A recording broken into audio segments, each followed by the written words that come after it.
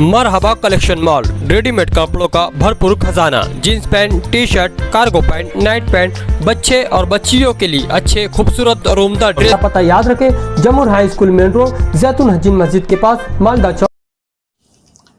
Sizing पे कार्रवाई की आपने शुरुआत की है, लेकिन उसके बावजूद भी कई साइजिंगों से काला धुआं नज़र आ रहा है और प्लास्टिक की गाड़ियां खाली होती हुई नज़र आ रही है। क्या सख्ती और बढ़ती जाएंगी? सख्ती तो हर हाल में बढ़ेगी। इसके ये अंदर है, कुछ लोग गलत अफवाह फैला रहे। कल मुझे एक आदमी ने तांबा कांटे से फ़ोन करके बताया कि कुछ लोगों का ऐसा चर्चा चल रहा था और कुछ लोग उस पर खुश भी हो रहे थे। जो लकड़ी जलाने वाले उस पर खुश हो रहे थे और प्लास्टिक वाले आपस में चर्चा कर रहे थे कि यार बदला ले रहा। बोले जाए काय का बदला ले रहे, तुम चोरी कर रहे और तुम हमको बोल रहे कि बदला ले रहा है। जो भी साइजिंग के अंदर प्लास्टिक कारखाने प्लास्टिक जलेंगी, मैं कोई माफ़ करूँगा नहीं।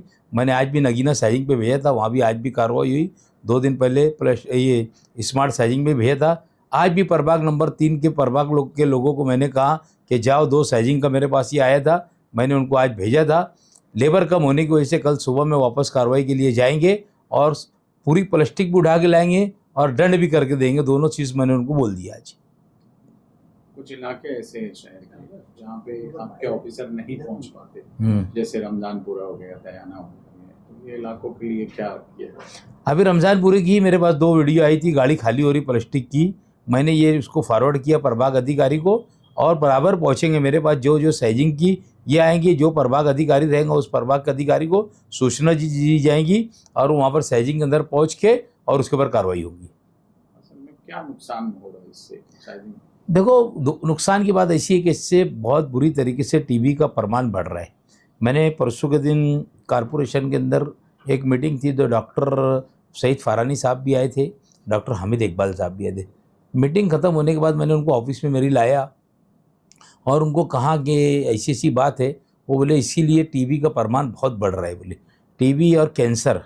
एक टीचर ने तो मुझे ये बताया कि मुझे डॉक्टर ने एकदम बोले कि तुम्हारे को जो हुआ है टीबी और कैंसर के अंदर एक बीमारी होती है, बोले ये तो बहुत कम लोगों में होती है, बोले ये तुम्हारे को हर हाल में बोले प्लास्टिक की इससे हुआ है। बोले वो टीचर ने मुझे 4-5 दिन पहले बताया। तो आप बोलेंगे, बोले मैं तो फाइल भी ये होगा और इसके बारे में मैं महासभा जो रहेंगी महासभा में इंशाल्लाह पीर के रोज़ बोलूँगा। और प्लास्टिक के ऊपर हर हाल में, जैसे कैरी बैग पे पाबंदी का मामला है, वैसे साइजिंगों के ऊपर भी। और जो यहाँ पर कारखाने हैं, आज भी रोरकुलकर साहब से मेरी बात हुई कि इनके ऊपर नोटिस दी जाए और इनको यहाँ से ख़त्म किया जाए, मालेगांव शहर से जितने प्लास्टिक कारखाने हैं। सर, अभी इनका तो रोजगार का मामला है, रोजी रोटी का मामला है, फिर ये लोगों ने कहाँ जाना है? इतने बड़े पैमाने पे लोग जो है बेरोजगार हो जाएंगे, तो फिर ये कहाँ जाएंगे? नहीं, रोज़गार लकड़ी से भी चलेगा तो रोज़गार होगा। देखो, इसमें रोज़गार का और इसका मामला नहीं है।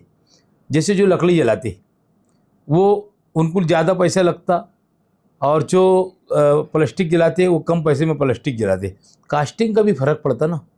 तो इसके अंदर सबका रोज़गार तो एक जैसी रोज़गार हो चाहिए। सब लकड़ी जलाते तो आपने भी लकड़ी जलाना चाहिए। इसमें ऐसा कोई मतलब नहीं है। ये लालच में आती है और लोगों को बीमारी का घर बना रही है लोग।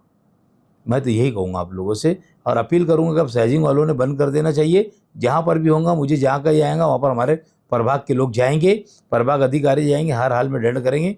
आज भी मैंने नगीना साइजिंग में भेजा था, उन्होंने जाके कार्रवाई की है। और साइजिंग के साथ नाम के साथ में मैं हर टाइम रोज़मर्रा जब जो कार्रवाई होगी हर रोज़ शाम में बोलूँगा। मुझे सिर्फ लोगों ने फ़ोन करके बताना कि ये साइजिंग के अंदर कचरा जल रहा, मैं वहाँ पर कार्रवाई करने का आदेश दूँगा।